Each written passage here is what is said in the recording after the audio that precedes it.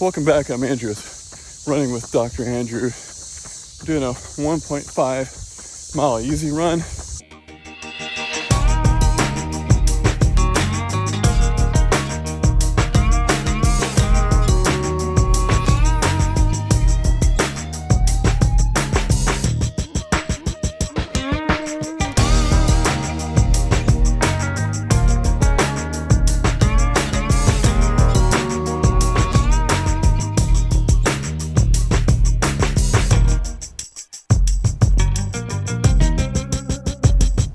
I've done approximately about 16 miles altogether today. I did a 13.1 mile long run on the treadmill. It was definitely pretty warm today. It's cooled off quite a bit this evening, but decided to take it easy inside and run on the treadmill. It was still pretty humid even inside. Even though it's about 72, 73 degrees inside the house, still worked up a pretty good sweat. I think I did it around 2 hours and 3 minutes or so, so it's taking my time. I think it was roughly 9 minutes and 23 second pace. At the end, I did kind of increase it a little bit, last 5 miles to about 7 miles per hour, just to kind of really get my legs to turn over. And then I did another 2 miles on the treadmill, and then decided to come out and do an outside run to do a little bit of vlogging and let everyone know how the week went. So that does complete the 50 miles for the week. Next week we're going to do 55 miles with a long run of about 14.3 miles and do about 10% increase as we go on. Again, still doing some speed work, tempo run, and then obviously the long run. And about 55 miles will be next week. And so next week I have off. Got a vacation, so be doing a lot of different logging, different type of exercise vlogs I may do, and also some injury type of vlogs. That way I have enough time to kind of do those since I'll have off. We're not traveling anywhere. This is my first kind of staycation. Be kind of nice to be able to relax and recover from work there. It's about 8 days or so. It'll be nice recovery. So how's your running going this week? Did you accomplish all the mileage that you did? Did you do a long run this week? Let me know, so that way we can cheer each other on in the comments there. It is Monday, August 9th, and we're doing a 5 mile recovery run, and my legs feel pretty sore. So actually I did 13.1 mile long run, and then I did about 3.5 mile run. It was 2 mile on the treadmill and 1.5 mile on the road.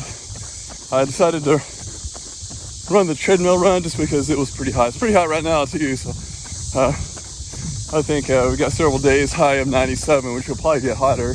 Heat index was about 102 today. So pretty hot and humid, but that's okay. Just got to get out there and take your time with the pacing. Like I said, my legs are pretty sore. I'm not sure why. It might be just because of the treadmill run. I was able to go a little faster at a straight shot compared to slowing down on hills and things like that I have to do out here. For the rest of the week is, again, about 55 miles is my goal for this week, with at least a 14.3 mile long run. And again, it just depends on when I get my runs done and how I decide to organize each day. I've got off this week, so it will definitely help out. I got off tomorrow through the next Tuesday. So about 8 days to really kind of organize running the way that I want to be able to run in a little cooler temperatures, like in the mornings. She'll be about 75 degrees, which will be almost like a treat to run in compared to 90 degree weather and high humidity. Good thing about today, the wind's blowing pretty good, so that's kind of cooling everything off a little bit. Well, I don't know if you guys have been watching the Olympics, but Kipchoge won the gold this year, and I think it was a 2:08 something, I think. Looked like nobody was behind him, so definitely just a typical Kipchoge finish. And what a great runner, and looking forward to see him in other races too in the future. So let me know in the comments, what does your week look like this week with running and training? Are you doing any long runs, any speed work, or any strengthening? Let me know in the comments. I'd like to know. Last week I started a gait analysis class. As a physical therapist, you have to do continuing education classes, and they all have to be online this year, just because of COVID. The hospital doesn't want us to go and travel, and so this one is about gait analysis and how to analyze gait. So they definitely said that improving strength is good, but also improving your gait quality. If it's increasing your revolutions per minute, or if it's correcting something, if you're crossing over, all those things can cause pain, and definitely correcting those can help out with your stability. Now, definitely strengthening, you want to do those too, but doing some running type of exercises and working on technique can help you out as well. For example, I'm a runner that does crossover. And what that does increases hip adduction moment, where your hip dips down. For example, if you're running, your right leg is the contact leg, and then your left hip dips down. What happens is that increases the moment on your hip on the right side. So that causes pain and strain on the outside of your hip, your knee, as well as cause you to pronate too long. Now, pronation is normal in the first few phases of contact phase, and then as you push off, it goes into something called supination, where the foot locks and getting ready for you to